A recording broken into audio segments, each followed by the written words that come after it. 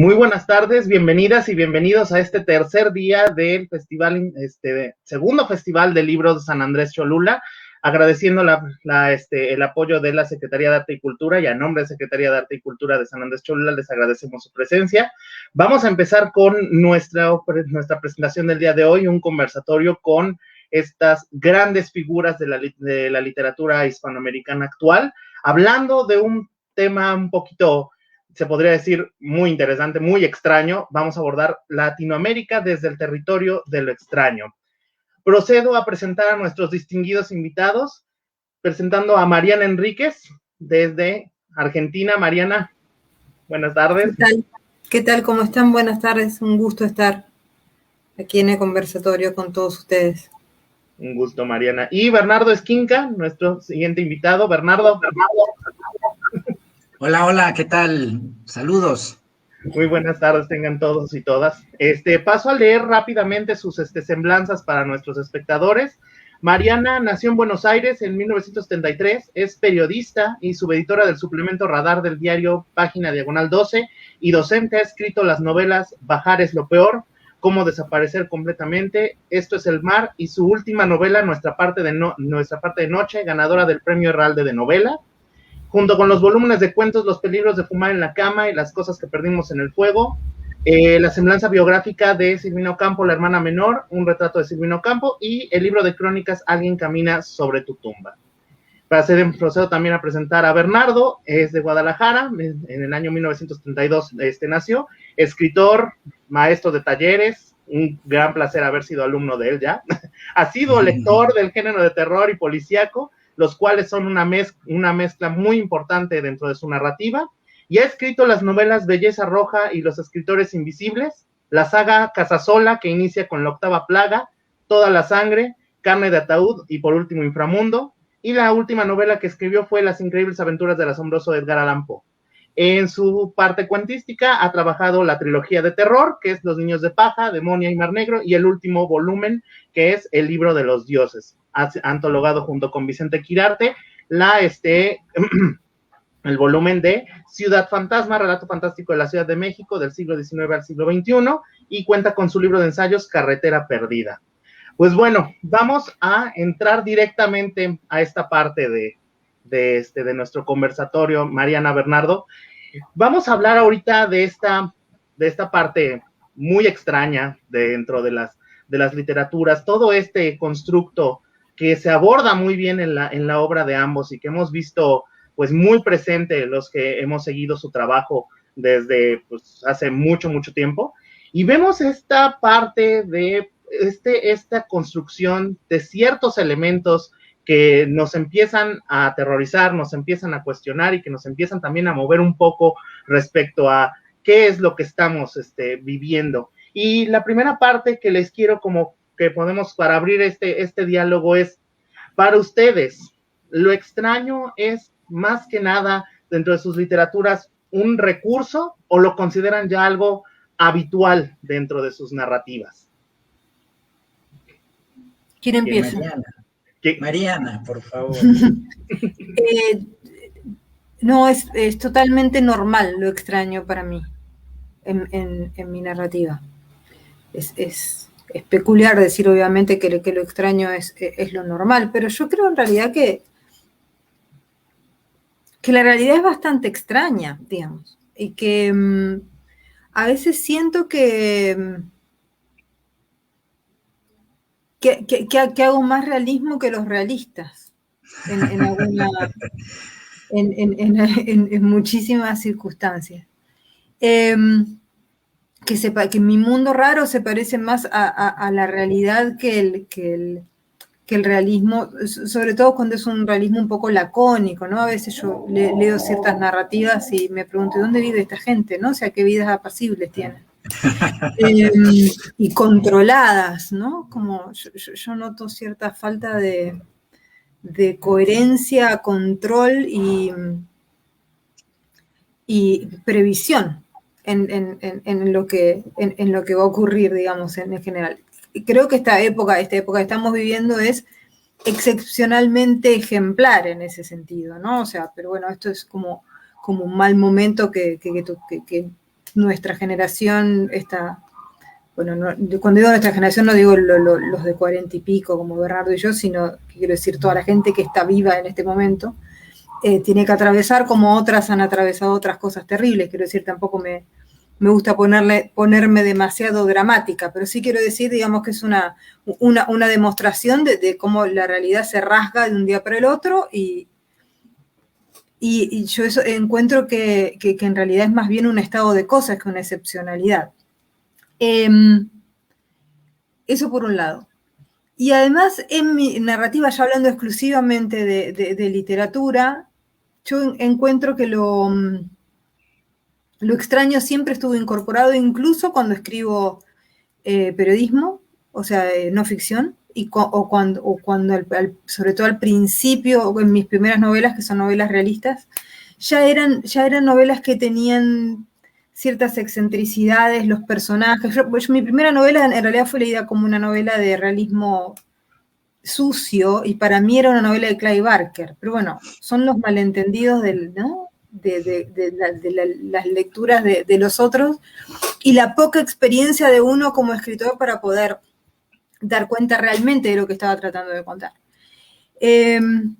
Pero sí, en general, yo no, digamos, y cuando escribo no ficción, incluso también veo que me inclino por rincones de lo real, que son más bien eso, recónditos, quizá oscuros, más difíciles de comprender, con muchas lecturas, con muchas capas de significado. Así que sí, no, lo extraño creo que está totalmente incorporado.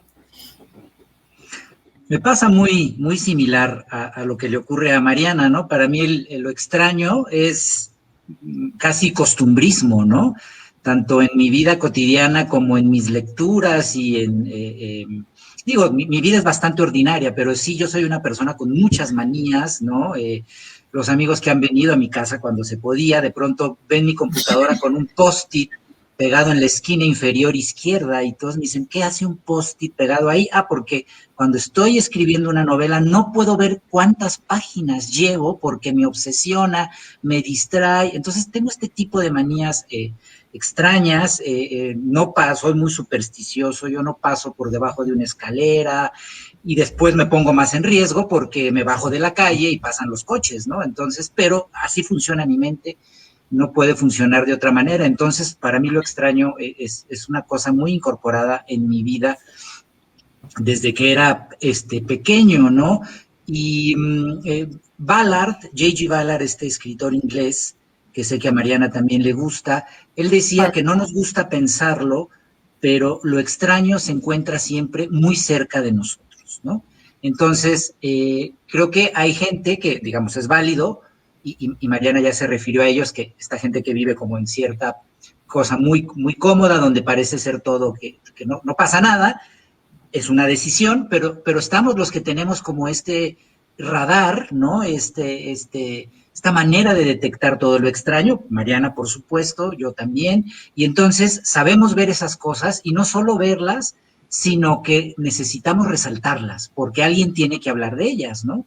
Estará quien quiera hablar de las bondades, por ejemplo, de la Madre Teresa, que fue una santa, ¿no? Según nos decían, pero yo preferiría ver la parte oscura de la biografía de la Madre Teresa, que dejaba morir, como hemos sabido, a sus pacientes, a pesar de tener infinitos recursos para las medicinas, los dejaba morir porque ella pensaba que así iban a llegar a ganarse el cielo. Entonces, todo es cuestión de dónde pone uno el ojo, y pues Mariana y yo evidentemente lo ponemos en el lado negro y en los abismos, porque alguien tiene que hacer ese trabajo sucio.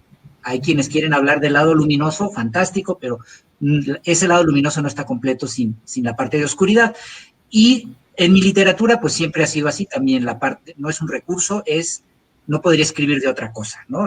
Y de hecho, yo siempre digo que mi novela más extraña, o mi libro más extraño, es Los Escritores Invisibles, porque justo es el menos extraño de todos, ¿no? Es una trama policíaca, pero no ocurre nada sobrenatural en esta, es la historia de un escritor que está buscando a un maestro que está perdido y que quiere publicar su primera novela y le cuesta mucho trabajo. Entonces, sí hay una serie de crímenes, cosas ahí de violencia que ocurren, pero no hay nada sobrenatural. Por eso digo que es mi libro más extraño, porque sería el más normal dentro de la normalidad que para mí es, pues, agua de uso, ¿no?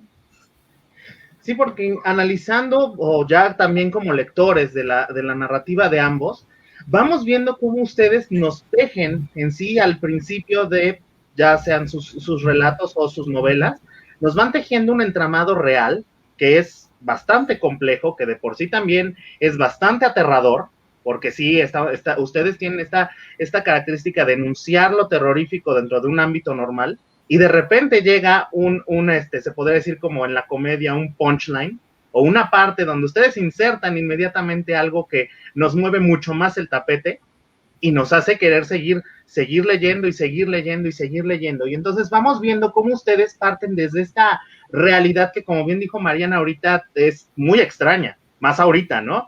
Pero sí hemos notado mucho que ustedes usan mucho este recurso de proliferar la parte, como también acaba de decir Bernardo, oscura dentro de cada uno de nosotros. Entonces, lo interesante respecto a esto también viene muy hilado como cómo ustedes van construyendo sus atmósferas reales, pero al mismo tiempo nos meten mucho a esta parte muy recóndita de su psique, hablando de la novela, claro, ¿eh? Entonces, otra parte también muy importante es cómo ustedes lograron aproximarse tan directamente a los constructos de la extrañeza, más que nada de la extrañeza.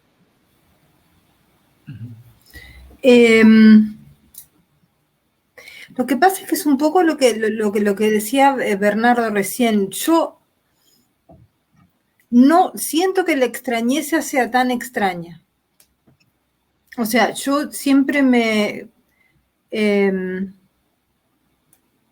creo que digamos, hay, no sé, qué es como una frase muy famosa, pero no recuerdo en este momento bien, soy pésima para las citas. O sea, es como, ¿viste? Que los escritores que te citan cosas todo el tiempo, que yo no sé, como todo lo contrario de eso.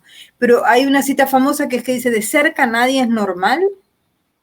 Y es muy cierto eso. O sea, hay como...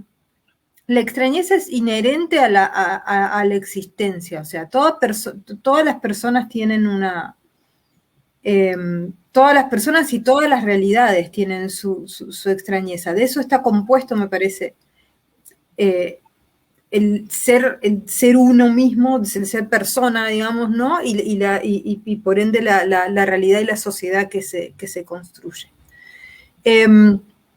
Y algunas son más raras que otras, depende de cómo las mire uno, ¿no? O sea, el pasado parece muy raro para nosotros, algunas sociedades que son muy diferentes parecen muy raras para nosotros y nosotros les resultamos muy raros a ellos también, etc. Ahora, después está lo extraño en el sentido del weird, digamos que tiene más que ver con lo particular del género en el que estamos trabajando, Bernardo y yo. En diferentes tonos, quizá, no tan diferentes de estética, yo creería, pero sí hay como diferencias de tono, creo. O sea, los mismos materiales utilizados en otros tonos, como si fuera que dentro de heavy metal uno hace black metal, otro hace thrash, digamos. Pero es por ahí. Y eso tiene que ver como específicamente yo creo que tiene que ver con básicamente con un gusto, o sea, con una atracción, digamos, yo cuando leía y cuando no leía género aún, con total conciencia de que estaba leyendo género, mi atracción natural, cuando era chica sobre todo, era hacia textos que tenían que ver con lo fantástico, con lo siniestro, con lo perverso, hay muchísimas formas de llamar a eso que hoy como con más elegancia le decimos weird. Pero, por ejemplo, no sé, yo era chica y me gustaba Dickens, pues, supongamos algo. ¿Qué era lo que más me gustaba de Dickens? Cuento de Navidad. Porque Cuento de Navidad es un cuento de fantasmas, sin duda. O sea, me encantaba Grandes Esperanzas también, por ejemplo, es un libro de que soy fan, es como un libro romántico y tristísimo y súper cruel, etcétera, pero el que más me gustaba era ese. Leía, no sé, porque soy argentina y porque lo tengo que leer en la escuela, leía Borges y leía Cortázar, y porque, bueno, es lo que tenés que leer cuando estás en la escuela primaria. Me daban un cuento, digo cuentos famosos, como Hombre mirando al sudeste, por ejemplo, y yo cuando tenía 10, 11 años decía, qué aburrimiento que es esto. Pero me daban, no sé, Las ruinas circulares, por ejemplo, o La casa de Asterión, que son esos cuentos con mitología, fantásticos. Yo diría en Las ruinas circulares incluso vagamente lovecraftianos, cosa que me di cuenta después. Y lo mismo me pasaba con Cortázar, por ejemplo. Me daban a leer sus cosas más simpáticas, digamos, ¿no? Cronopios y de famas y todo eso. Yo decía, ay, no, esto no. Además a mí el humor me cuesta muchísimo en literatura. Y más que el humor, la chanza, ¿no? No me divertía. Y después me daban a leer los cuentos de final de juego, que son súper oscuros y góticos, y no sé qué, y decía, así es esto. Entonces, y tenía 10 años, y yo no lo puedo explicar racionalmente, o sea, no vivía en un castillo, mi familia no eran los locos Adams, nada de eso. Pero sencillamente iba naturalmente hacia ahí, o sea, era realmente lo que me... Y todavía son textos que casi yo podría decir de memoria. Cumbres borrascosas, Cuento de Navidad, los cuentos de Poe, Borges, Cortázar, esas primeras lecturas, o sea, fueron muy pregnantes para mí, de una manera que es difícil de explicar. Hamlet incluso, y porque había un fantasma. Claro. Era, digamos, realmente, o sea, después la profundidad de Hamlet y el drama de Hamlet y todo eso, lo entendí mucho después, creo, cuando tuve las herramientas emocionales para poder entender la profundidad del texto. Pero cuando lo empezaba a leer, lo que yo quería es que apareciera el papá, porque el papá era un fantasma y quería que lo viera y no sé qué. O sea, te estoy hablando de una lectura de un niño, de 9, 10 años, ¿no? Y me lo acuerdo porque me acuerdo en la colección que estaba y yo lo iba a buscar. Y como era chica pensaba que en esa colección todos eran así, entonces después agarraba, no sé, Ajax, por ejemplo, y no me gustaba tanto, pero después agarraba, no sé, Antígona, y sí me gustaba porque había un muerto y ella lo tenía que enterrar. Y después, mucho tiempo después me di cuenta que era un libro sobre el poder y el duelo y qué hacemos con los cuerpos y la inmensa relevancia como tragedia que tiene Antígona. Pero cuando tenía 11 años quería saber si esa chica iba a enterrar a su hermano o no. ¿Y por qué tenía yo esa morbidez? No lo sé. O sea, no, y además no me parece grave tampoco, no digamos, no. Pero de ahí salió muchísima creatividad, que creo que es lo importante finalmente, ¿no? O sea, más allá de las conversaciones. Además, por otra parte, es como dice Bernardo, mi vida es realmente... Yo no me aburro en mi vida, pero lo que quiero decir es que no vivo en un castillo gótico ni nada que se le parezca. Es un defecto de fábrica. A mí me gusta decir que es un defecto, porque las cosas perfectas dan flojera. Es un defecto de fábrica porque así nacimos. Nacimos con esa mirada, ya lo dijo Mariana, con esa sensibilidad, esa atracción por lo extraño.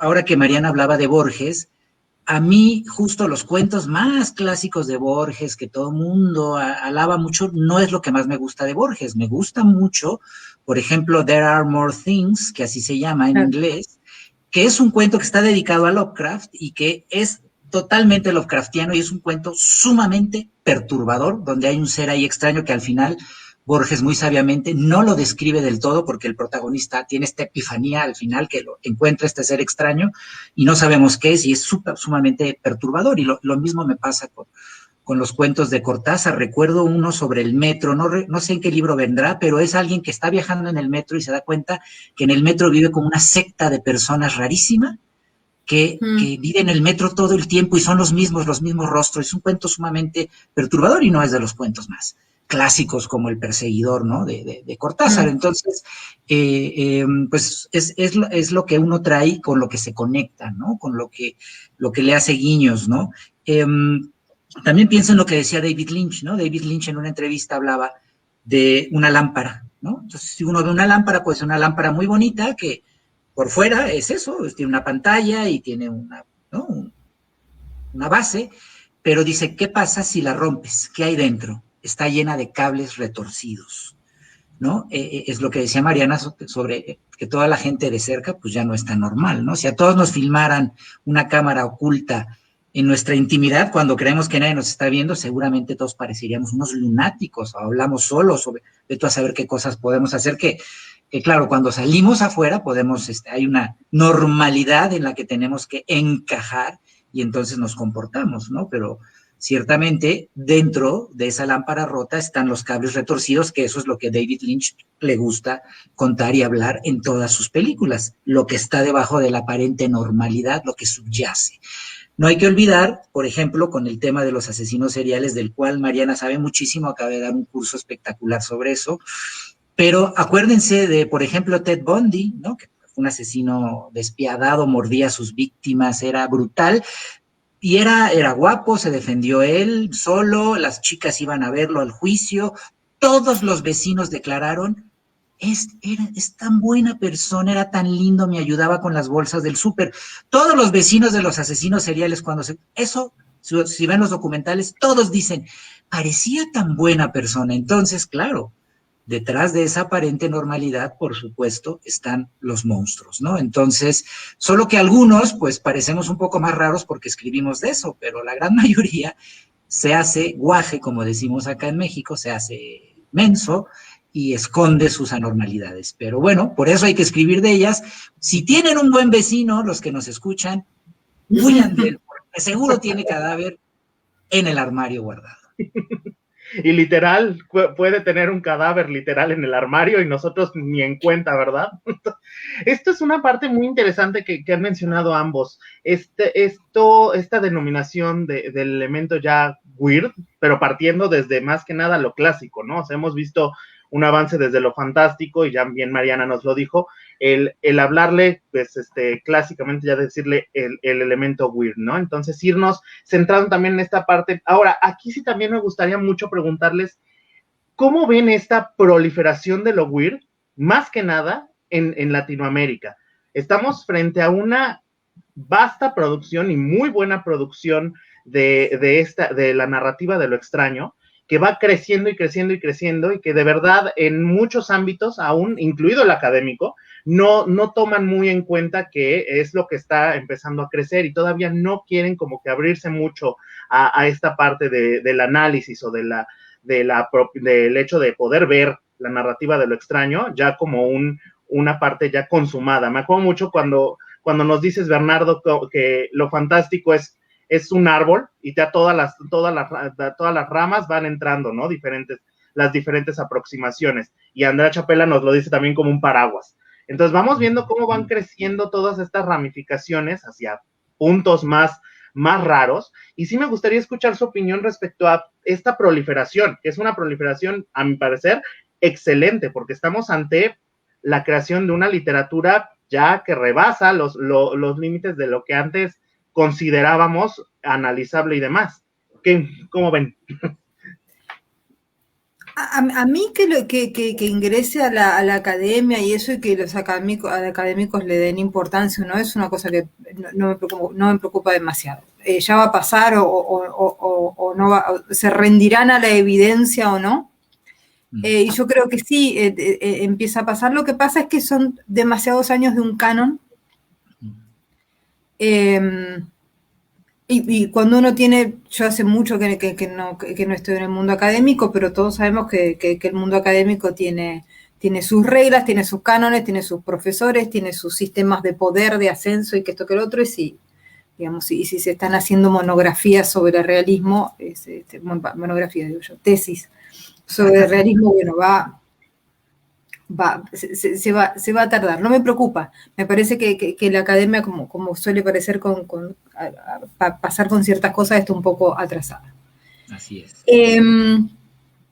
Y otra parte no, quiero decir, o sea, digamos, es cuestión de ponerse al día. No me preocupa en ese sentido. O sea, a veces ir por atrás de los fenómenos es algo que pasa. Porque también es cierto que la ultracontemporaneidad es un poco, bueno, ¿no? Hay que dejar también que los fenómenos ocurran para poder después leerlos mejor. Creo que lo que está pasando en América Latina es, para mí como escritora del Río de la Plata, digamos, es menos particular, porque el Río de la Plata tiene a pesar de que los últimos, no sé, 40 años de literatura argentina han sido predominantemente realistas, como en toda la lengua española, yo diría en América y España también, ¿no? Sin embargo, siempre hubo una corriente, digamos,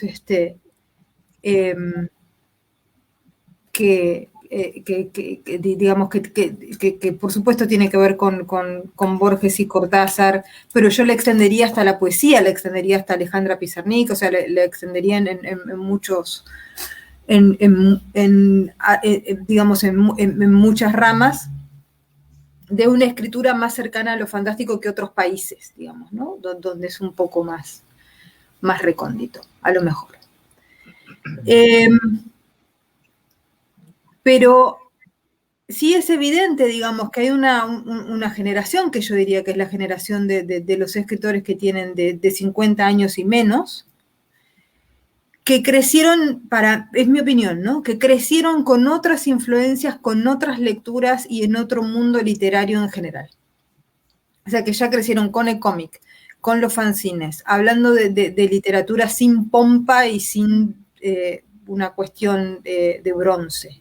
O sea, como discutir, si yo ahora pudiera estar con Bernardo y de acá nos fuéramos a tomar algo, estaríamos diciendo que está buenísimo este libro, pero no estaríamos hablando del libro, digamos, ¿no? O sea, no. Claro. Gente que toda vio a Spielberg, gente que toda vio ¿cómo se llama? A David Lynch, de más grande. Gente que toda vio a Cronenberg. Gente que vio, no sé, el cine fantástico español, qué sé yo. Yo estoy viendo, por ejemplo, 30 monedas ahora, la serie, y me doy cuenta de la enorme influencia que tiene haber visto, no sé, Los Santos Inocentes, El espíritu de la colmena de Víctor Erice, o sea, como algo que no era tan claro, pero que sin embargo estaba ahí, como ese gótico español del interior de España, digamos, ¿no? Entonces lo que está pasando, digamos, con todas esas, internet, ¿no? O sea, mucha gente con la vida partida por internet, que para mí es una dimensión de lo fantástico en algún sentido. O sea, es una dimensión de la ciencia ficción, quiero decir, en muchos sentidos. Y también estas narrativas, estábamos hablando antes de los asesinos seriales, también estas narrativas de la violencia, digamos, de la violencia individual y qué sé yo, somos una generación que vio Seven, no sé, quiero decir.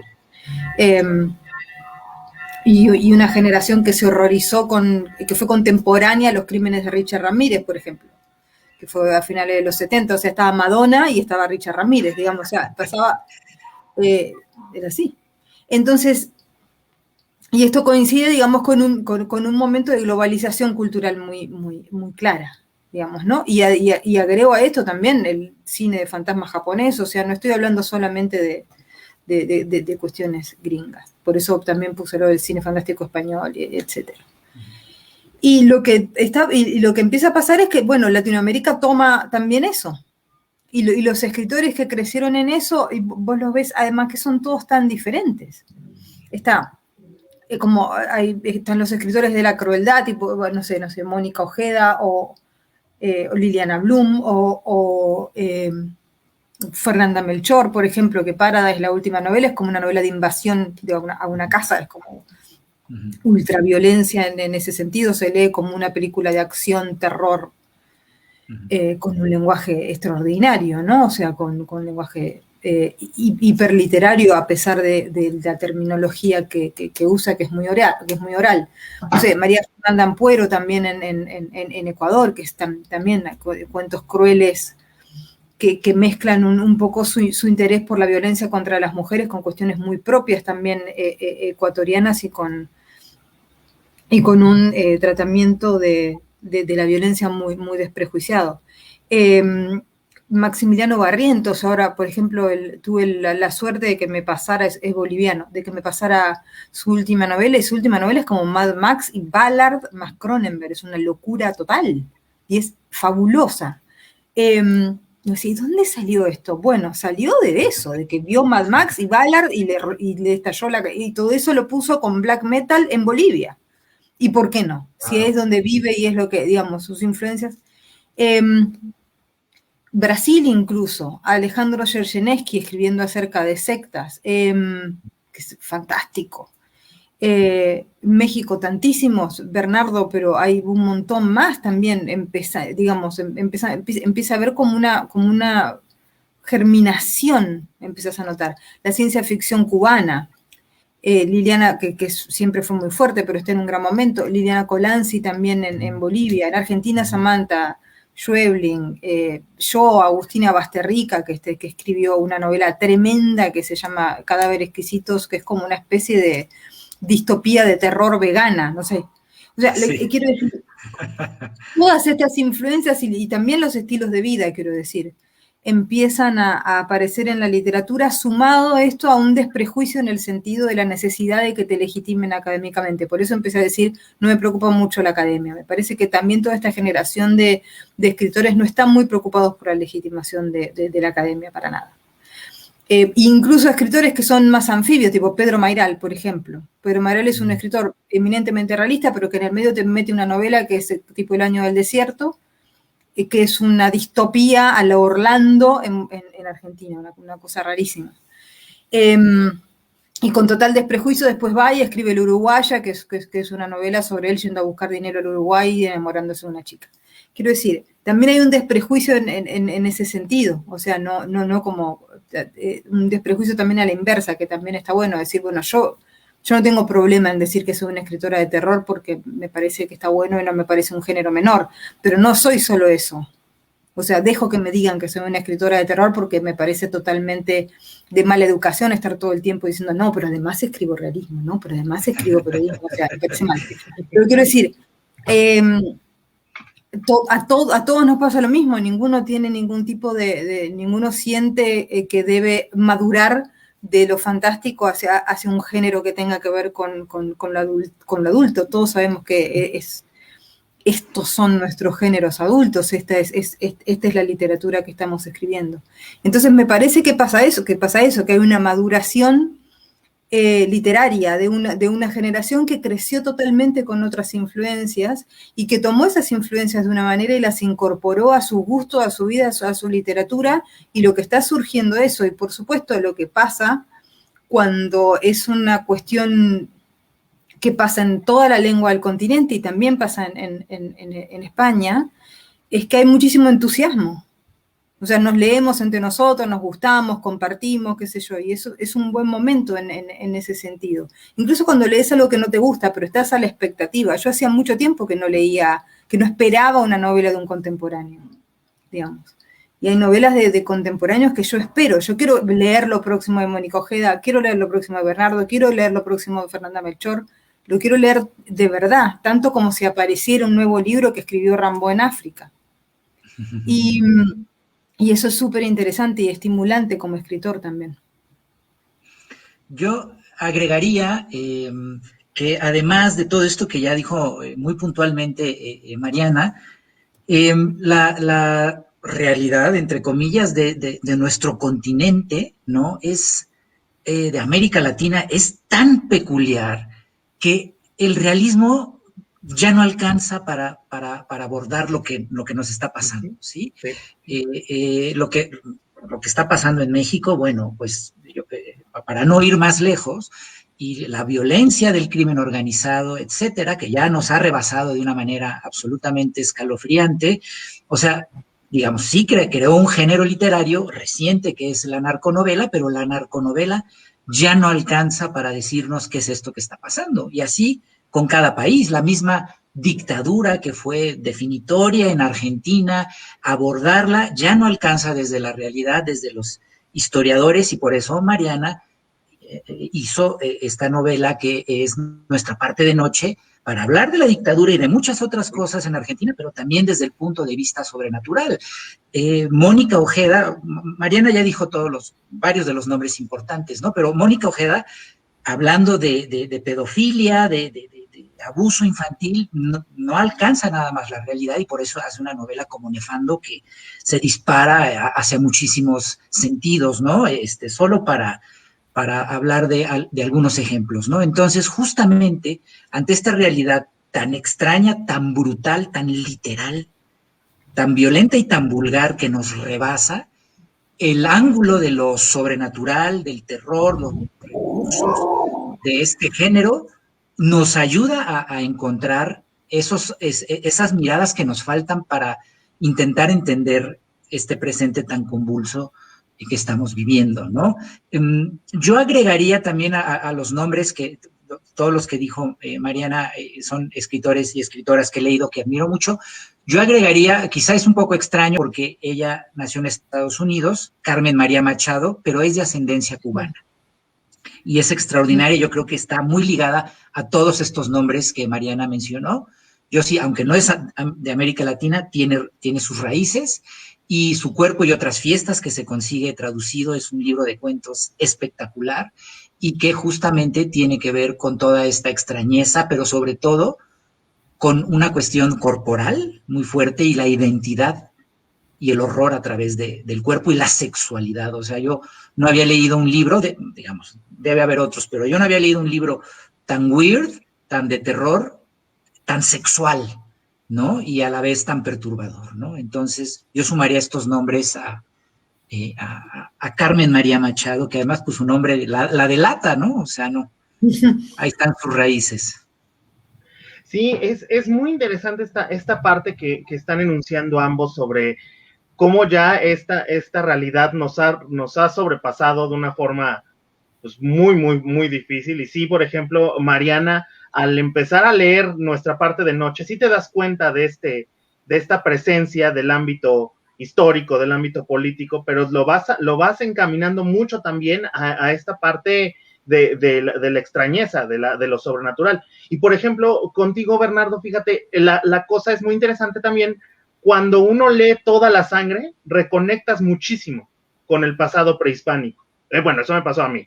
O sea, estaba leyendo por primera vez Toda la sangre y se conjuntaba mucho esta parte de lo prehispánico, que igual es una parte muy, muy fuerte en nosotros, ¿no? O sea, en nuestra cultura, porque seguimos viviendo, como tú también lo has mencionado muchas veces, seguimos viviendo sobre la parte prehispánica. Todo México tiene una parte prehispánica abajo de ellos, sin ir más lejos. El mismo San Andrés Cholula, es una zona arqueológica que convive con esta parte ya de la modernidad. Y algo muy, muy importante también que destaco mucho de lo que nos acaba de decir Mariana es la presencia de este incómodo canon, la verdad.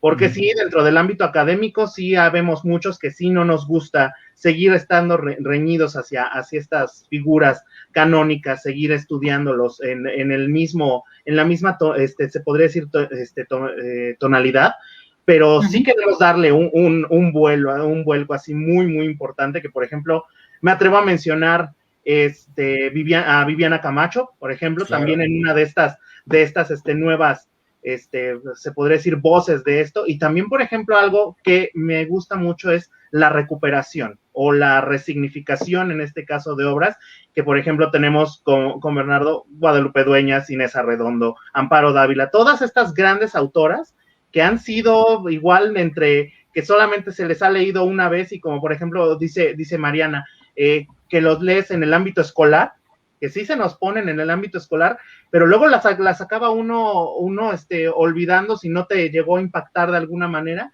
Y por ejemplo, en mi experiencia docente, yo les ponía a mis alumnos El huésped y quedaban fascinados. O sea, quedaban así como, y jamás habían leído El huésped. Entonces, esta es una parte también que ellos se iban metiendo mucho a nueva perspectiva de la literatura, y que obviamente estamos hablando de una literatura extraña, muy, muy extraña, ¿no? Entonces siempre decían así como, ¿qué hay de nuevo en esta parte de la extrañeza? Lo que también me lleva, por ejemplo, a recalcar algo que ustedes dos nos han dicho muy, muy puntualmente.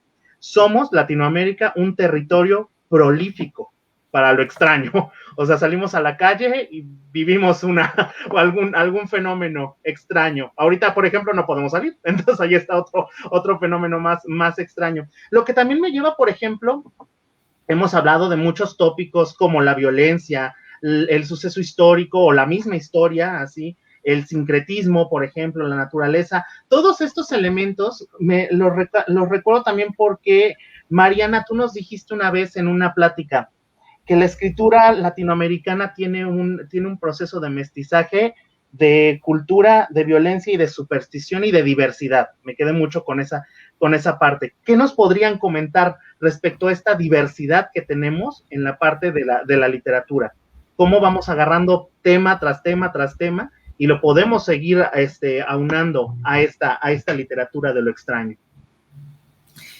Yo creo que lo que ocurre puntualmente con la vastedad, digamos, de América Latina literariamente y también culturalmente, es que pasa algo que también tiene que ver con la preeminencia del realismo durante tanto tiempo y ahora con esta como explosión de diferentes influencias y de tomar diferentes cosas. Que tiene que ver que cuando estamos hablando del boom, yo el boom solo se lo atribuyo a García Márquez, ¿eh? O sea, para mí el boom es algo que le pasa a un solo escritor, que es Gabriel García Márquez, y después es una especie de título que se le pone a todos un montón de escritores de la época, que a lo mejor no tienen nada que ver con él, o sea, no sé, Manuel Puig en Argentina es un escritor pop, José Donoso es un escritor gótico directamente, claro. Onetti es aún más gótico y parecido a Faulkner, quiero decir. Y no tiene nada de maravilloso, que es la característica para mí principal de la literatura de García Márquez. Y otra a mí es un escritor que me gusta mucho igual García Márquez, pero una de las cosas puntuales que tiene su literatura y que hacen que resulte lejana para mí ahora, la literatura de García Márquez, es que es una literatura inmensamente optimista. Es una literatura muy alegre. Uno lee 100 años de soledad y es un libro eufórico. Es un libro que uno le da ganas de escribir y es un libro lleno de futuro, digamos. Yo creo que lo que nos pasa a muchos de nosotros y que por eso también muchos vamos hacia el pasado en las formas de revisitar el pasado, en mi caso con la dictadura, pero no solo, también con ciertas creencias, por ejemplo, tradicionales o de pueblos originarios y qué sé yo, es tratar de comprender cómo llegamos hasta acá, o sea, cómo llegó todo el continente casi al mismo tiempo a un estado total de desesperanza, y que es absolutamente realista el estado de desesperanza, o sea, uno dice, ay, cómo me gusta a mí estar con un 50% de pobreza y con la desigualdad más grande del planeta Tierra, digamos, bueno, nadie puede estar contento de eso. Entonces me parece que hay que también hay una digamos, una especie de obsesión por la historia y por tratar de comprender cómo se construyó esto, quiero decir, o por lo menos a mí me pasa esto.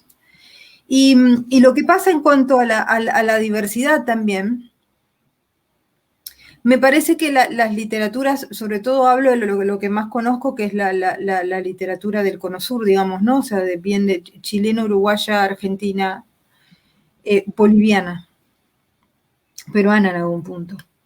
Es cuánto negó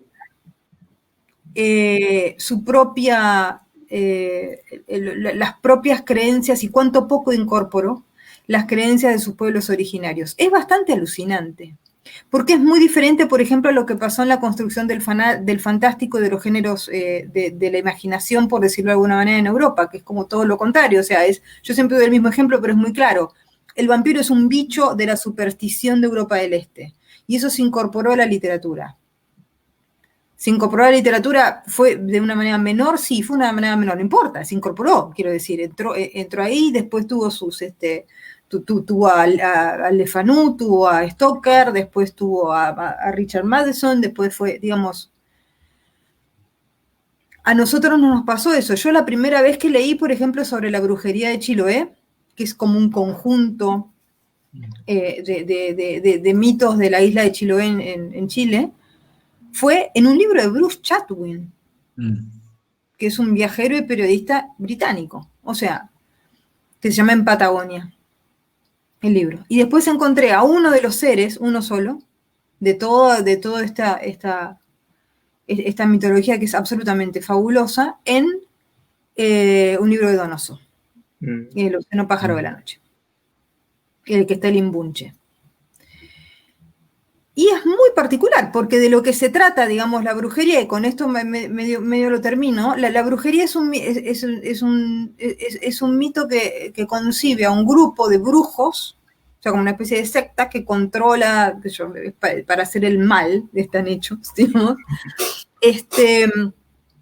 y que desde el sur del mundo, bueno, tiene una serie de seres fantásticos y qué sé yo, pero esta idea como de unos Illuminati, digamos, que controlan con su poder el mundo, se parece mucho a las grandes fortunas y a las familias tradicionales que han construido la desigualdad en América Latina. Y nunca se usó. Nunca se usó. O sea, no se usó como tal. O sea, lo que yo quiero decir, a mí la literatura de denuncia me interesa, a mí la literatura del testimonio me interesa. A mí, cuando está bien hecha, quiero decir, ¿no? A mí leer crónica latinoamericana bien hecha me interesa, y es algo que en ocasiones de eso nutro mi ficción, quiero decir. Pero me extraña muchísimo que las propias creencias, supersticiones, etcétera, de nuestras culturas no hayan sido usadas en literatura para hablar de la realidad. Y me preocupa porque me habla como de un racismo estructural, que es uno de nuestros problemas. O sea, que Borges haya dedicado poemas a las sagas islandesas, por ejemplo, ¿no? Y no a la cosmogonía guaraní, que es el pueblo que vive en la frontera de Brasil, Paraguay y Argentina, es un problema cultural. O sea, que tu máximo representante literario haya ignorado eso, pero yo creo no solamente porque no le gustaba, no entraba dentro de su visión del mundo. Yo no estoy diciendo digamos que lo apartó conscientemente. Lo apartó porque eso no es literatura, eso es superstición de gente atrasada. O sea, tenía intuición. Entonces eso es complejo. Después está la cuestión que a lo mejor que a lo mejor podemos hablar después, del tema de la diversidad que tiene que ver con incluso con la sexualidad, etcétera, ¿no? O sea, cómo creo que se configuró bastante bien en un continente conservador y católico mayormente. Pero sí me preocupa esta falta de diversidad en algún sentido. Y cómo cuesta hoy recuperarlo. Porque algunos mitos quedaron pegados a cierta cuestión turística, no sé cómo decirte. O sea, es como... Claro, como que son marca Argentina, marca México, digamos, ¿no? Entonces es muy difícil recargarlos de lo ominoso a eso. Para hacerlo funcionar como un artefacto del pasado que en el presente puede causar horror o inquietud o lo que sea. Y eso me parece como un desempoderamiento, quiero decir, cultural, a mí, personalmente. Es muy, muy fuerte todo esto que acabas de decir, Mariana, concuerdo con ello, esta cuestión de este racismo que, digamos, es cultural, como tú dices, ¿no? Pero sí sucede, ha sucedido en nuestras tradiciones literarias, en México ni se diga, y hay escritores contemporáneos que son capaces de situar libros en, qué sé yo, en Grecia, pero lo que sucede a su alrededor no les estimula para nada, y mucho menos nuestras tradiciones antiguas, ¿no? Pero hay quienes sí. Entonces, parte de esto que estamos hablando y de este resurgimiento de el weird, de la literatura de lo extraño en América Latina, tiene que ver con escritoras y escritores que han puesto su mirada en el folclore, es decir, nos interesa con el mismo peso la historia con H mayúscula, pero también el folclore, que es la historia no oficial, ¿no? Y a veces quizá nos interesa más el folclore también. y la mezcla de ambos, pues es fascinante, ¿no? Entonces, digamos que no se explica la una sin la otra, ¿no? Son las dos caras de la moneda. Y entonces, en ese sentido, las nuevas generaciones de escritores están poniendo mucho el ojo en eso y rescatando este folclore porque, justo como decía Mariana, nos ayuda a entender por qué llegamos hasta aquí. Pienso en concreto, ya la mencionó Mariana, a Liliana Colanzi, que hace en Nuestro Mundo Muerto, un libro que publicó en México Almadía, una revisitación del folclore boliviano muy, muy, muy potente, muy interesante, que igual lo mezcla con ciencia ficción, ¿no? Es muy interesante. Pero digamos que así funciona nuestra mente y quiero contar una anécdota porque sí habla mucho de cómo funciona la mente, la imaginación de Mariana, la mía también. Yo vivo en la Colonia Doctores, en la Ciudad de México, que es un barrio bastante peculiar, bastante bravo, y un día una amiga pasó por un altar extrañísimo, un altar al que le tomó una foto, es una zona con bastantes altares, está pegado a la colonia Buenos Aires, la Doctores, que es todavía más brava. Y me mandó esa foto y era un ser encapuchado con una especie de bebé extraño en los brazos, con una melena así enorme el bebé, imposible en un bebé, y en lugar de cara tenía un espejo en forma de hexágono, ¿no? Es un altar, además la foto de mi amiga era de noche, era una cosa escalofriante, y lo primero que pensé fue en Mariana, que Mariana tiene el cuento que es El Chico Sucio, que viene en Las Cosas que Perdimos en el Fuego, y que tiene que ver con el barrio en el que ella misma vive, pero también con unos altares de San la Muerte, que a ella le dicen así, San la Muerte, y es una historia muy perturbadora, con un indigente, pero también están unos altares ahí, hay cosas que están pasando, que no sabemos bien, pero hay algo muy oscuro.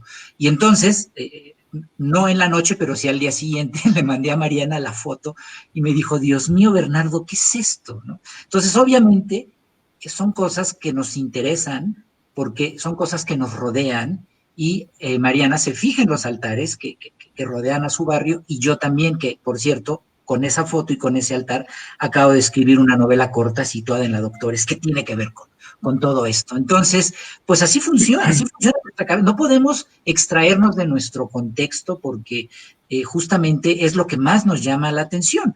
Hay autores más exquisitos, por no decir snobs, que van de viaje porque les dan una beca, qué sé yo, en alguna parte de Italia, y entonces ya quieren escribir todo sobre Italia porque estuvieron un mes ahí.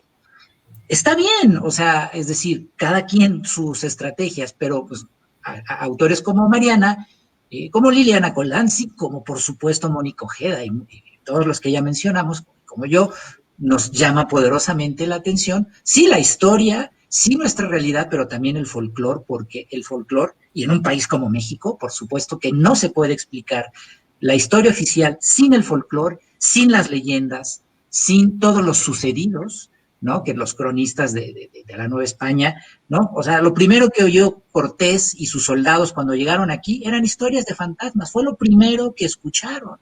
Entonces, pues lo traemos, está en nuestro ADN y por supuesto pasa en toda América Latina. Sí, una parte igual muy, muy, muy interesante cuando uno se acerca por primera vez a la obra de Mariana, por ejemplo, yo igual con Las Cosas que Perdimos en el Fuego, y te vas enterando de este folclore que tú no conoces, o sea, que es distinto al nuestro, por ejemplo, cuando narras en El Chico Sucio del Gauchito Gil, yo decía así como, dije, esto, pues no, yo jamás había oído de Gauchito Gil, o sea, conoces la cultura del gaucho, pero vas metiéndote a esta parte también como del sincretismo de cada autor y cómo se maneja esta idea, ¿no? Entonces, también eso nos ayuda mucho a hablar sobre esta diversidad, porque empezamos a atender a cosas que nosotros no son, digamos, pues no están en nuestra parte cosmogónica, me atrevo a decirle también, sincrética, de muchas formas, podríamos decirle que son ajenas hacia nuestro constructo.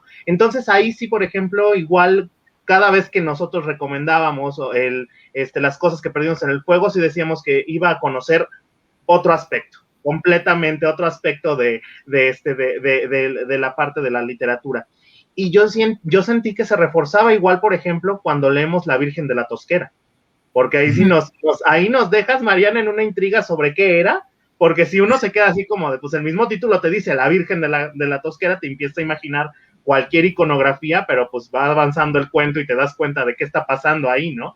Entonces es muy fuerte esta parte del sincretismo, y que, por ejemplo, con Bernardo, regresando mucho a toda la sangre, o sea, en serio, recorrer ahora el Museo Templo Mayor, Bernardo, con esta forma en la que tú nos lo describes, es una cosa que desde que se puso pandemia y desde que lo leí, yo dije, tengo que regresar a Museo de Templo Mayor, pero ahora recorrerlo viéndolo desde el punto de vista de la novela, ¿no? Entonces sí, hay una parte muy fuerte de toda Latinoamérica que es nuestro folclore, pero igual, como bien lo dijo Mariana, lo dejamos se queda muy de lado para algunos creadores, y sí, dicen, se fascinan por lo extranjero, por lo que no es de acá, y empiezan a trabajar más otra cosa.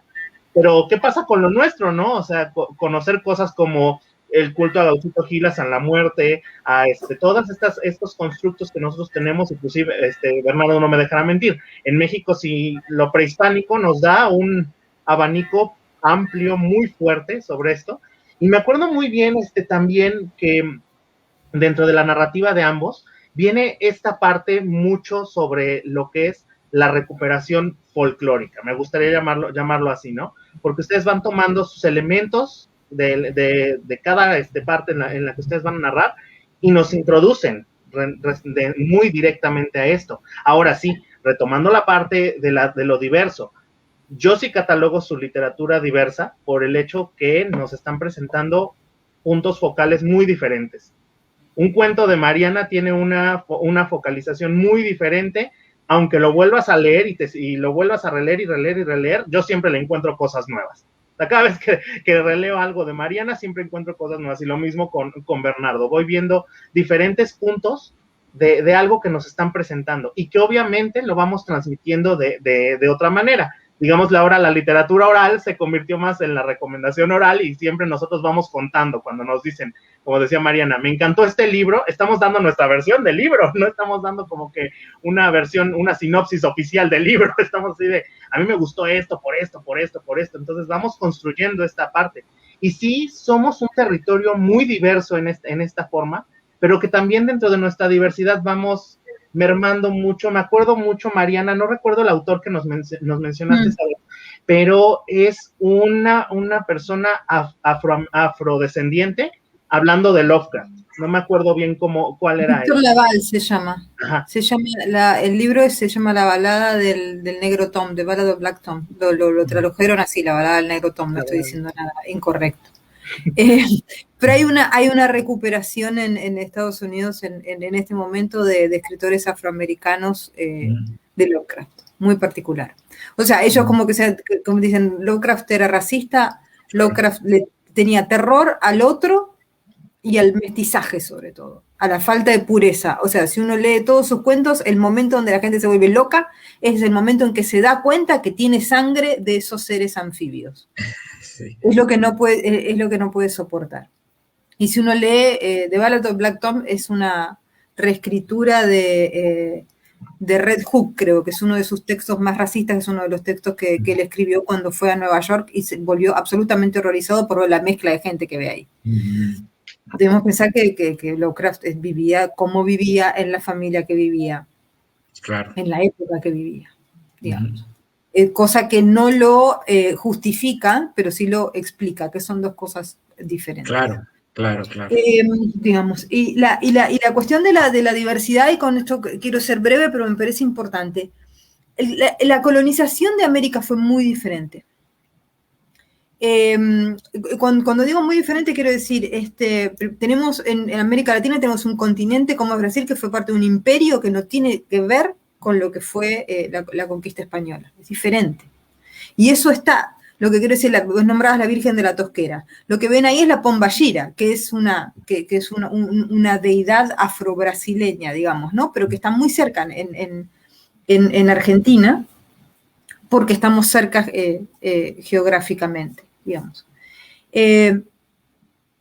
pero digamos, son historias totalmente diferentes. La historia de Brasil es la historia de la esclavitud y también la historia de los indígenas, pero que son los indígenas de la selva, que es otra cosa. La historia de México es la historia de grandes civilizaciones, o sea, de civilizaciones comparables con la civilización griega, con la civilización egipcia, quiero decir, o sea, con civilizaciones míticas. Argentina y el sur del continente, estamos hablando de pueblos que fueron rápidamente destrozados, rápidamente genocidados, digamos, ¿no? Cuando se decidió la conquista del desierto, eran pueblos que no tenían la capacidad de luchar, pero que luego tampoco tenían la capacidad cultural de permanencia, que es una cosa muy diferente al imperio inca o al imperio azteca, o ¿qué quiero decir? No solo con, digamos, no queda, de nuestros pueblos no quedan los objetos, queda alguna cosita, quiero decir, ¿no? Pero no sé, yo voy por Perú y veo las huacas, o voy a México y veo las pirámides y digo, Dios mío, o sea acá había gente realmente, es completamente diferente. Y digamos, eso también es una diferencia y es una diversidad, porque eso marcó cómo se pobló el territorio, cómo se mestizó el territorio, cómo se contaron las historias del territorio. O sea, es cómo fue nuestra historia finalmente, ¿no? Pero también nuestra relación con la historia y cómo se fueron dando los mitos en muchos sentidos y las clases dominantes y qué sé yo. Esta idea de que en Argentina la gente es toda blanca. La gente no es toda blanca en Argentina. La gente en Argentina es tan marrón como en el resto de América Latina. Pero la mitología, digamos, de Argentina es que se exterminaron todos a los indios y todos vinieron de los barcos, cosa que es parcialmente real en algunos barrios de Buenos Aires y no en el resto de la Argentina. Y así montones digamos, de mitologías que tienen que ver con digamos, en general con el trabajo de una clase. Por eso, de alguna manera, volver a lo extraño, volver al pasado, recoger estas cosas, recoger lo que está al pasado, aunque no hables directamente a mí me gusta, por ejemplo, trabajar con Crónica Roja a veces y con la realidad y qué sé yo, y un poco discutir la cuestión de que nunca a la ficción le puede pasar por encima de la realidad. O sea, no me parece, eso me parece que es una elección estética del escritor, que no tiene que ver con algo que realmente pasa. Vos te puede no gustar hacer eso, o preferir hacer otra cosa, pero la realidad no tiene que ver con uno que está escribiendo, uno está escribiendo ficción. Y por supuesto que a uno se le pueden ocurrir cosas más terribles que la realidad, y también puede ser que no puedas competir con la realidad. Depende del momento en el que estés y dónde estés y qué sé yo. O sea, la ficción tiene otros códigos. Pero lo que quiero decir es que nosotros compartimos en América Latina y con España también, porque yo a veces los incluyo últimamente porque me parece que ellos también están en otro proceso. Compartimos muchas cosas y somos muy diferentes en muchas cosas. Y a mí me parece que esa convivencia en la diferencia es fundamental, ya no solamente en las diferentes culturas, sino también entre nosotros. Y por último, nada más, ayer estuve presentando el libro, hoy la nombré a Fernanda Melchor, porque ayer estuve presentando el libro de Fernanda Melchor. Y yo le contaba a Fernanda que su editora me había dicho, es muy breve el libro, yo estaba con muchas cosas en ese momento, y me dice, es muy breve el libro, son solamente 160 páginas, y yo pensaba, claro, para ella es muy breve, porque ella está leyendo su terminología. Para mí es como entrar en el Faulkner más oscuro, porque, digamos, el mexicano oral, digamos, el español mexicano oral en el nivel al que lo lleva Fernanda, yo no entiendo nada. Realmente no entiendo nada. Hay momentos que me dejo llevar como oníricamente, como una película de David Lynch, y lo disfruto por eso, ¿no? Y entonces cuando vuelvo a entrar, o sea, cuando vuelvo a reconocer, a decir, estas sí son palabras que yo reconozco, el efecto es maravilloso, porque es como si me zambullera de vuelta en la realidad. Y a mí el reconocer esas diferencias, digamos, ¿no? Esas diversidades, justamente, esas diversidades lingüísticas que son tan ricas, a mí me parece maravilloso. Y por eso sí me parece un poco molesto, en algún sentido, que toda América Latina está leyendo las traducciones hechas en España, quiero decir. Yo no quiero que toda América Latina lea las traducciones hechas en el Río de la Plata con el manejo tan extraño que tenemos nosotros de los verbos, y tampoco quiero que América Latina esté leyendo unas traducciones hechas, no sé, en Cuba con todo la frondosidad del habla del Caribe. Lo que estoy diciendo es que es una imposición, o sea, que yo tenga que leer a Bukowski en madrileño, es una imposición filocolonial, digamos, ¿no? Que a veces también hace que nosotros volvamos a pensar en cosas, porque yo no sé hace 20 años cuánto nos molestaba, y ahora sí nos molesta. O sea, cada vez más es como decir, no, tenemos nuestra lengua, tenemos nuestras cosas, tenemos nuestra historia. Y me parece que ese proceso de autoestima unido al desastre social y político de Latinoamérica es por lo menos curioso, ¿no? Porque es como estamos defendiendo lo nuestro en el momento en que lo nuestro está, no sé, tan maltratado. No, bueno, yo nomás agregaría que, o sea, leer, hablando de las traducciones que vienen de España a América Latina, leer a Bukowski o leer a Irving Welsh, solo por mencionar a dos, traducido por españoles, es como estar leyendo en arameo, ¿no? O sea, es imposible. En México hubo una época en que las traducciones se hacían acá. Yo llegué a tener, y lo perdí porque ahora debe valer cierto dinero, la traducción de American Psycho de Bret Easton Ellis en los 90, hecha por una editorial mexicana, o sea, traducido en castellano del que hablamos en México.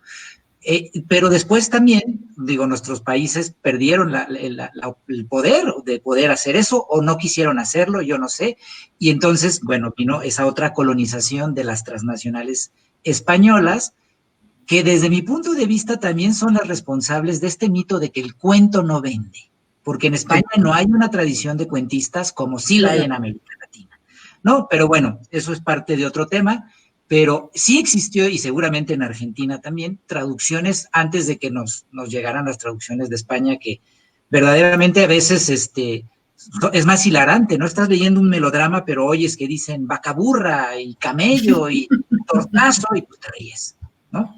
Pero bueno, eso ya es otro tema. Es otra cosa. Yo leí a Stephen King, mi primer libro de Stephen King lo leí traducido por César Aira. Ah, pues claro. Bueno, y la traducción canónica de Poe es de Julio Cortázar, ¿no? Sí. Y no lo puedo encontrar. Bueno, México hacía traducciones fabulosas en su momento, yo tenía unas cuantas. Y la mayoría de mis clásicos los leí traducidos en México. Lo mismo que el doblaje, ¿no? O sea, el doblaje es muy curioso, incluso hoy, escuchar hablar a algunos niños argentinos no con toda la terminología, porque lo que tiene de valioso el doblaje yo creo que el doblaje, o sea, las traducciones que hacemos en América Latina son muchísimo más respetuosas, como que sí, creo que sí tenemos en mente esa idea de un castellano que todos entendemos, claro, pero que hay un punto donde tenemos que entenderlos entre todos. Yo lo que siento con las traducciones españolas es cierta expulsión, o decir, bueno, esto no importa mucho. Pero ese libro que tengo de Aira, Cementerio de Animales, no lo puedo encontrar. Y lo estuve buscando el otro día en sitios de venta online y vale una fortuna. No es que yo necesite plata en este momento, pero es como haber perdido algo muy valioso, quiero decir, no sé quién lo tiene. O sea, probablemente lo tenga un exnovio, como siempre ocurre en estas cuestiones, ¿no? Claro. Y probablemente ya lo haya monetizado. Él ya lo vendió, sí, caray.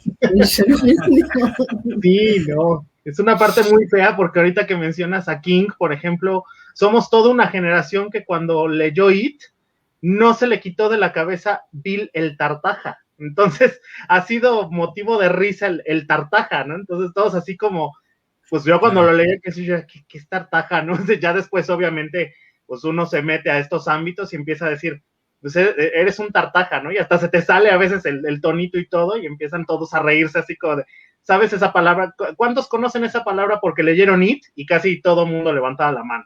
O sea, sí, en preparatoria, así de, ¿quién conoce It?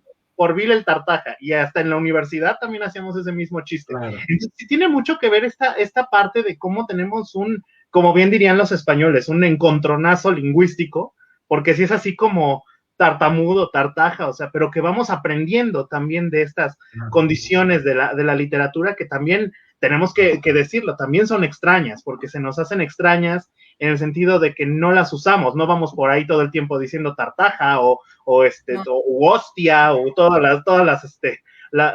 las partes madrileñas que hemos escuchado, que hemos leído también. Entonces, sí nos relacionamos mucho con esta parte de que sí, estoy completamente de acuerdo en lo que dices, Mariana, de cómo esta misma colonización nos trae otras cosas, ¿no? Y el desafortunado resultado de ese proceso de colonización fue, pues, principalmente que perdimos muchísimo de la historia, o sea, conocemos, y yo creo que igual allá en Argentina fácil, ¿qué será? 30% de la verdadera parte como de cultura oral, cultura escrita, cultura de todas esas partes, de la parte originaria, no tenemos mucha referencia.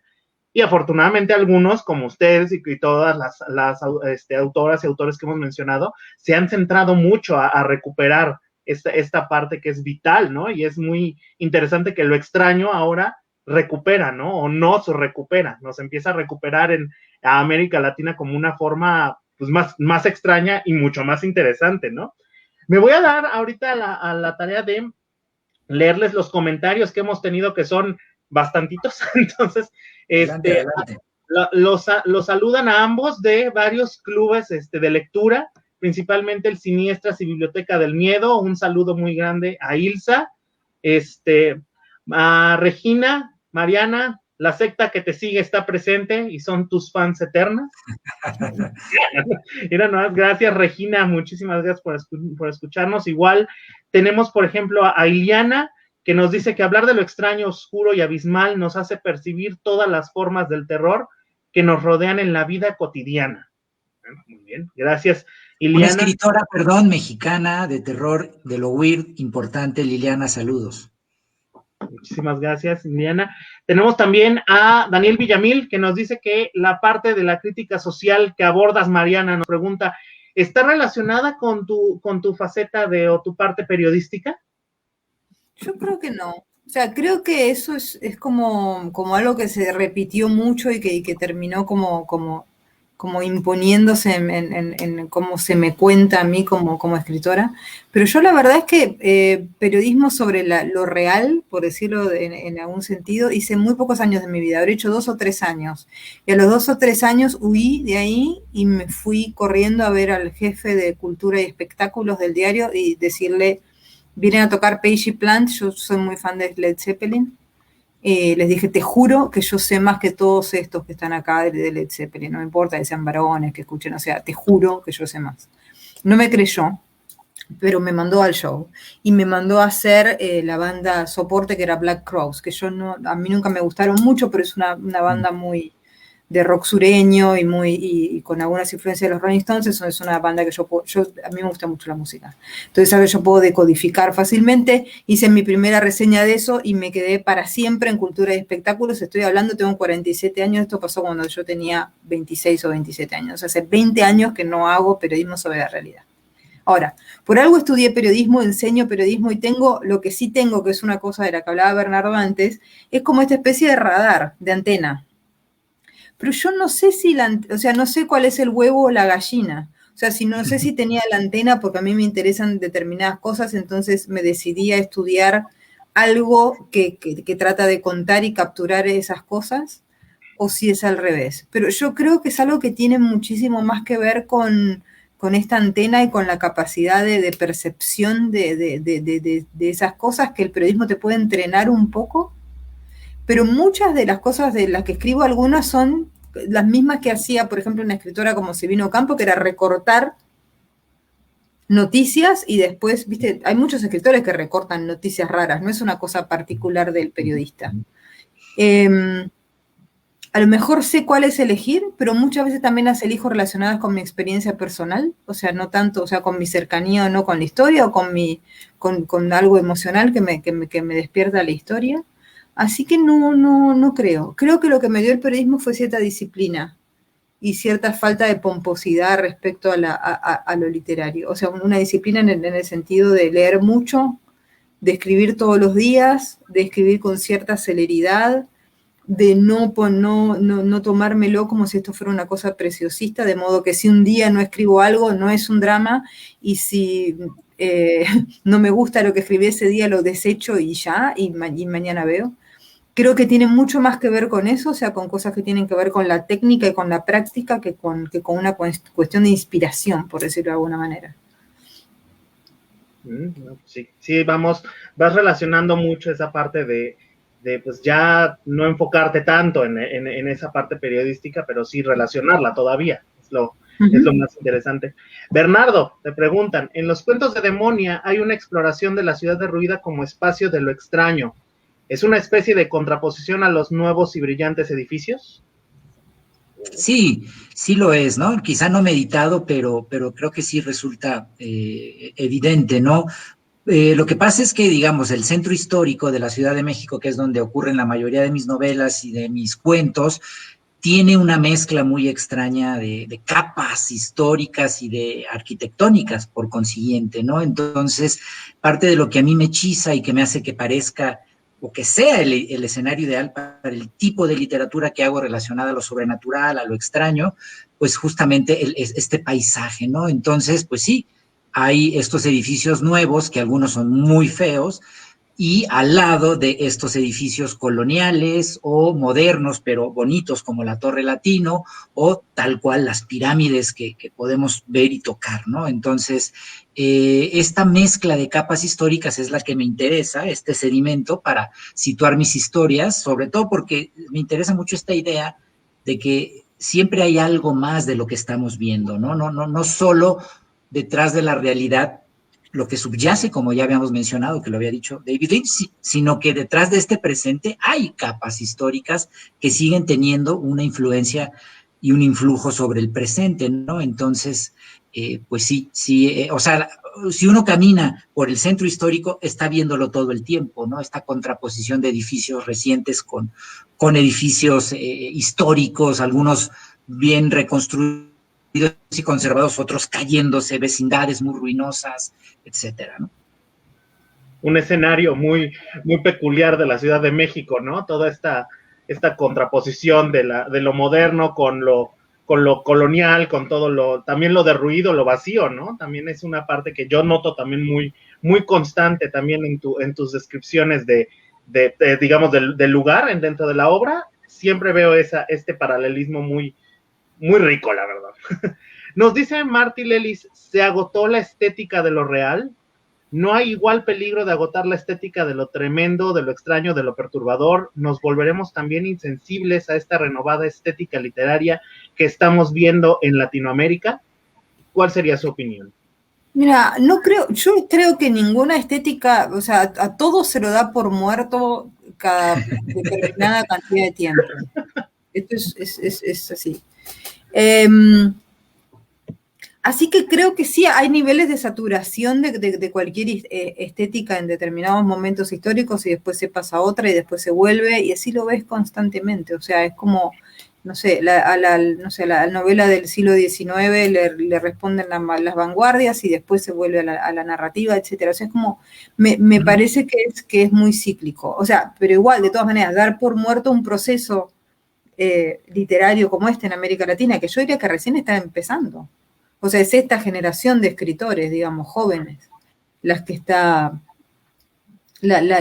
como empezando, tanteando incluso. O sea, yo no diría hay muy pocos escritores, digamos, hay escritores que estamos nombrando, como Mónica, por ejemplo, que tiene 3 libros nada más.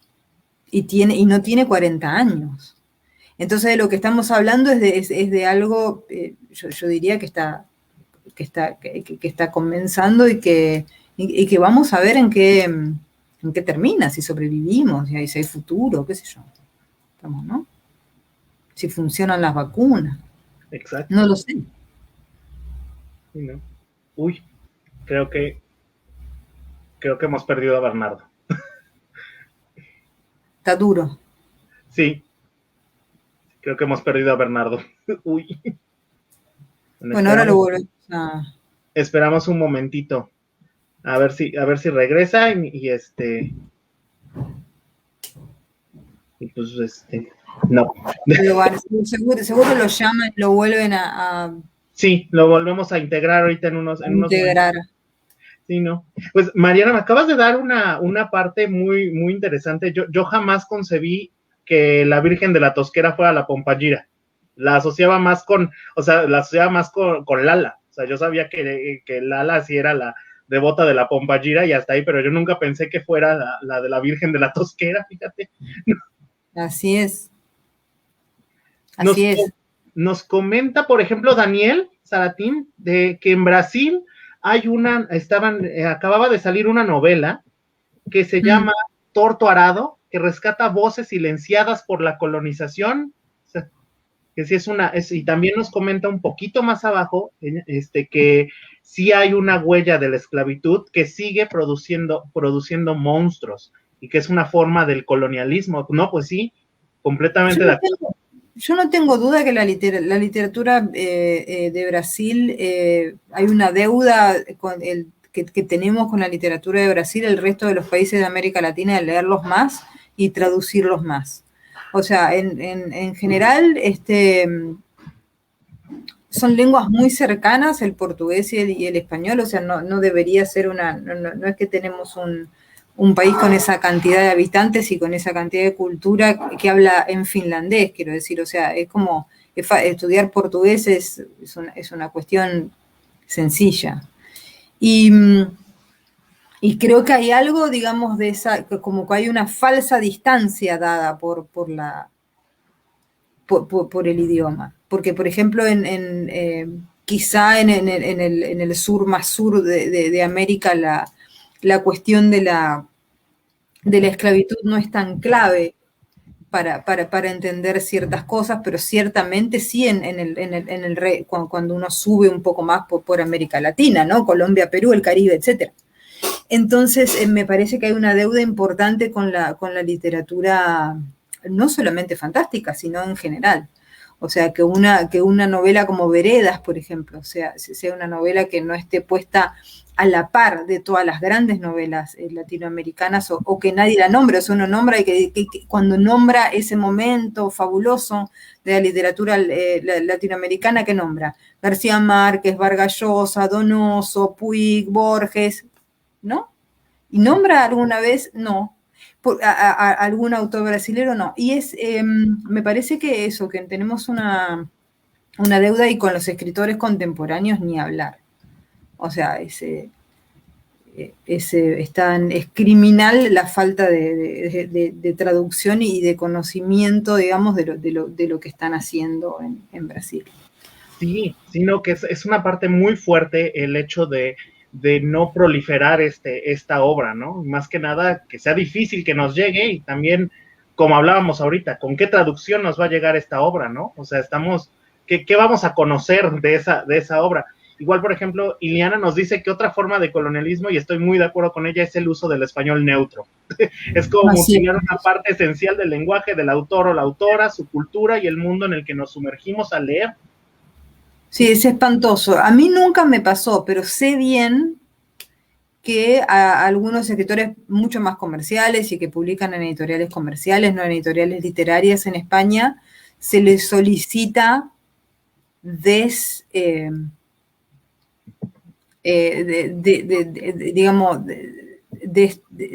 quitar su léxico, sacar la particularidad a ciertos términos, digamos, ¿no?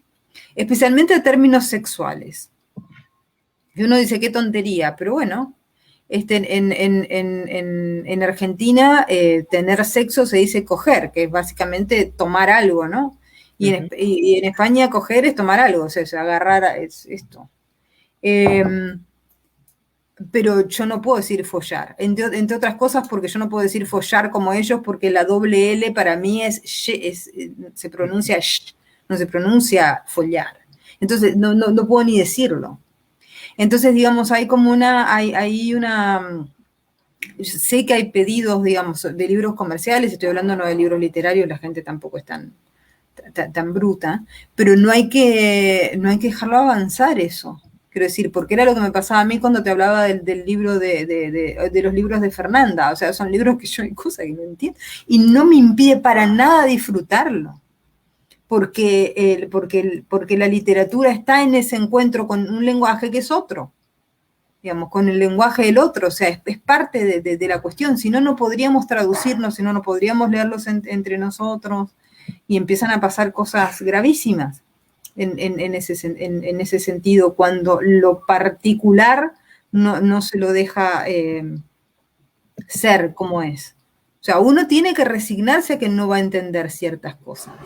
Y está bien.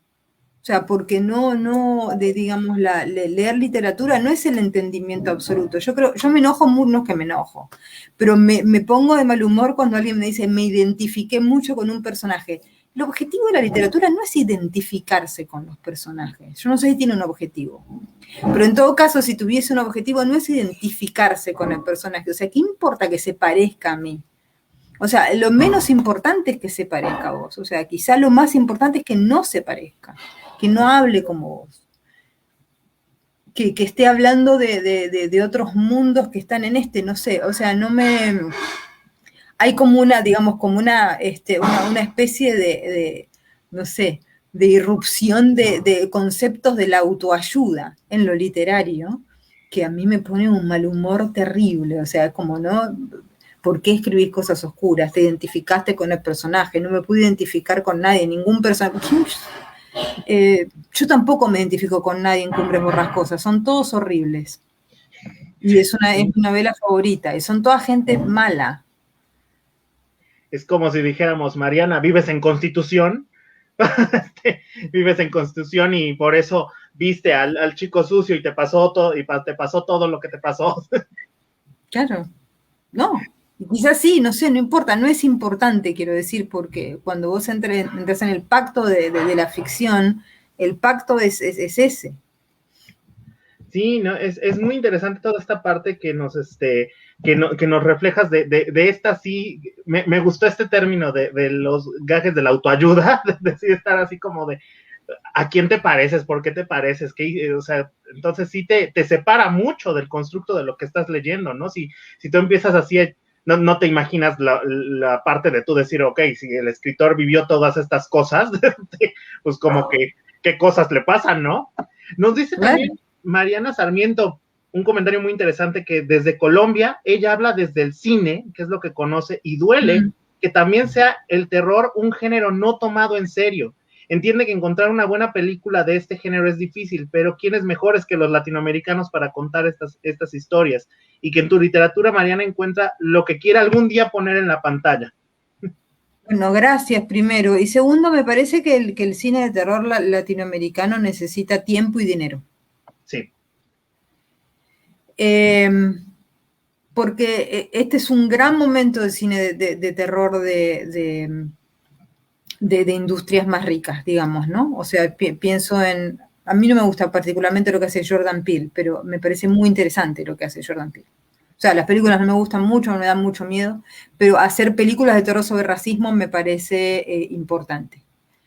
Después hay otros autores, digamos, como Ari Aster me gusta mucho porque, bueno, trata temas que a mí me interesan, la herencia, la familia, el folclore, justamente. El momento donde se mezcla todo eso, ¿no? O sea, la historia personal con la historia general, sus dos películas a mí me gustan muchísimo, me gustan mucho. A ver, me gustan por motivos diferentes. Robert Eggers me parece también un artista que está trabajando con la época en sus dos películas, en The Witch y en El Faro, de manera como creando mitos, ¿no? Pero también me gustan películas lo que hace James Wan me parece muy interesante, me da mucho miedo. Yo veo The Conjuring y yo tengo miedo y yo la paso bien con eso, como la pasé bien con Blair Witch en su momento. O ahora viendo lo que está haciendo Alex de la Iglesia en 30 Monedas, que está haciendo como una especie de torbellino de influencias y mezclando todo y poniendo el Vaticano, Lovecraft, qué sé yo, cualquier cosa. O sea, como, ¿no? Películas de acción, romances, sexo con muertos. Y funciona porque es divertido y qué sé yo. Entonces me parece que sí, en América Latina todavía falta tiempo, falta dinero y hay un problema también de hacer, pero es un problema bastante más general el tema del cine en América Latina, quizá con la excepción de México. Sí. Donde sí el cine mexicano tiene muchísimo más poder, digamos, y muchísimo más poder de contar también, ¿no? Si quisiera, y que tiene autores, digamos, como Guillermo del Toro, por ejemplo, que son famosos y que son, y que tienen mucho poder de fuego y que pueden contar lo que quieren, pero también otras autoras nuevas, Isa López, por ejemplo, que me parece que es una cineasta que tiene muchísimo futuro, qué sé yo. O sea, me parece que con la excepción de México, que está en una mejor posición, en el resto de América Latina, en Colombia, en Argentina, qué sé yo, el cine en general está en problemas y el cine de género suele estar en más problemas que el cine de festivales, ¿no? Que es como el cine de prestigio.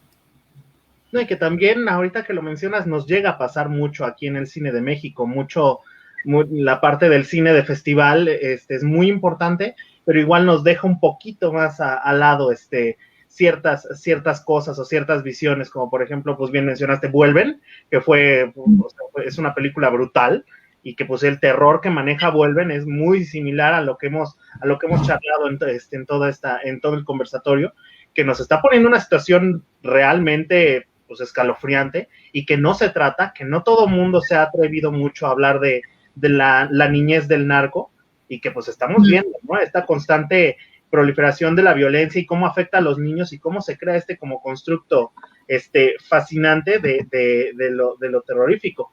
Entonces, pues creo que desafortunadamente ya no pudimos reincorporar a Bernardo. Creo que sí desafortunadamente tuvo problemitas de red. Se le debe haber caído la red, sí. Sí, entonces pues vamos cerrando esta deliciosa mesa, Mariana, que fue un verdadero honor haber compartido con ambos. La verdad fue muy, muy, muy enriquecedora. Cerramos con unas últimas preguntitas que nos dicen: ¿qué opinas de la obra de Mike Flanagan? Dentro de los cineastas, digamos, de terror más comercial, si querés, a mí es de los que menos me interesa. Empecé, está muy hypeado. No sé, a mí la serie esta, como la maldición de Hill House, como vagamente inspirada en Shirley Jackson, no me gustó nada. Doctor Sueño no me gustó. O sea, a la gente le gustó mucho Doctor Sueño, y yo decía, ¿y por qué no? O sea, no. Además, no toquemos El Resplandor, o sea, como hay cosas que no se tienen que tocar, me parece. En ese sentido, así como director de terror más comercial, digamos, a mí me gusta mucho más Wan, la verdad. James Wan me parece más interesante, e incluso a Scott Derrickson. O sea, hay una película de Scott Derrickson que se llama, bueno, ¿cómo se llama esta peli? No es Insidious, que es de One, es, bueno, nada, es como es un Ethan Hawke la protagoniza, es como medio de prestigio, pero no, al final es como super B y eso es lo que está bueno, y se mete en una casa donde alquila una casa para escribir la historia de la familia que fue asesinada ahí, y encuentra como unas películas clase B, las películas de un miedo espantoso. O sea, me parece, la película no funciona mucho en sí, pero tiene momentos estéticos del tipo que a mí me gusta más que Flanagan, que me parece un poco convencional. Para mi gusto, digamos, ¿no? Mi director de terror es Stephen King. Stephen King sí es mi escritor de terror, pero es David Lynch. David Lynch es sin duda el tipo que más miedo me ha dado en una sala de cine, al punto de decir, a lo mejor me voy, porque no sé si sigo aguantando esto, digamos. Por lo fuerte. Y cerramos, Mariana, con este último comentario, que has comentado que la versión original de Nuestra Parte de Noche era más extensa. ¿Qué se quedó fuera de Nuestra Parte de Noche? No, la verdad, lo que se quedó fuera eran cosas por las ramas, no era nada muy...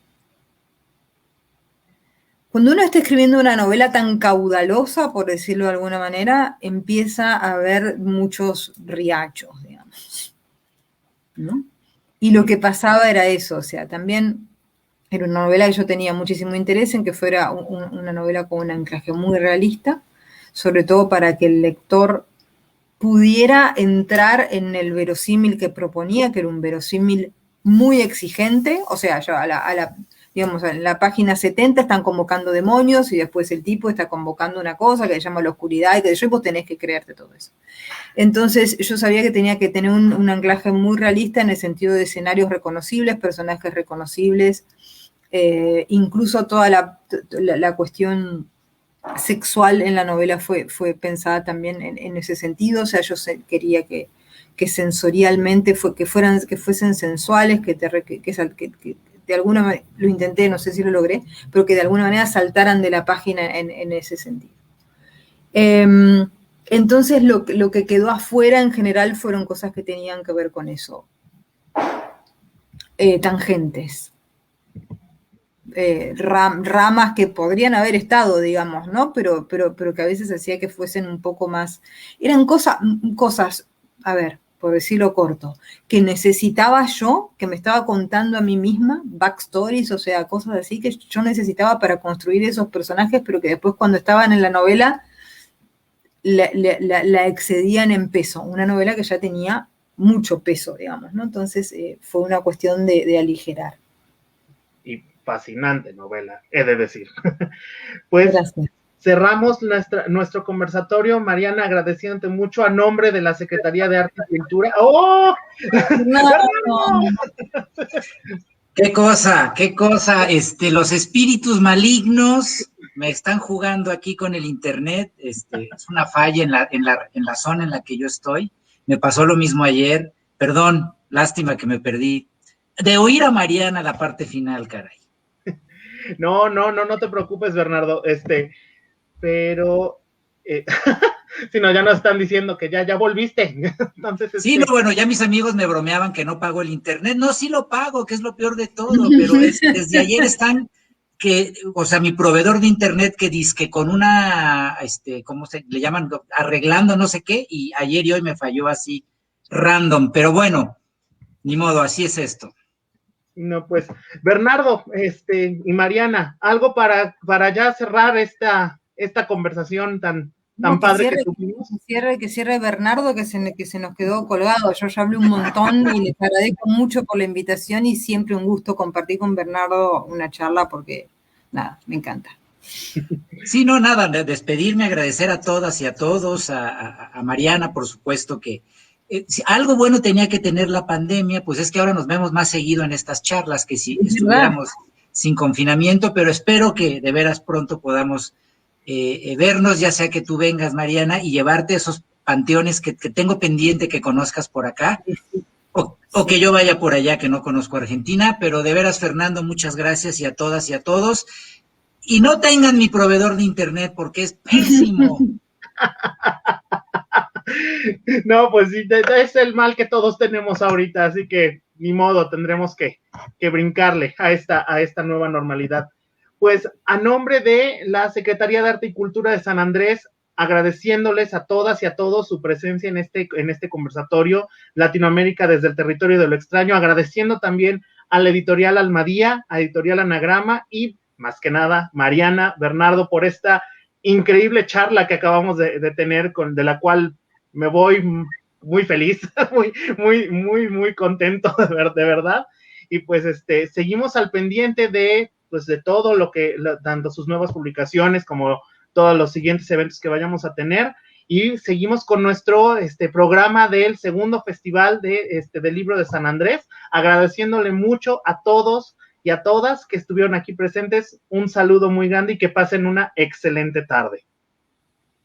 Adiós. Adiós.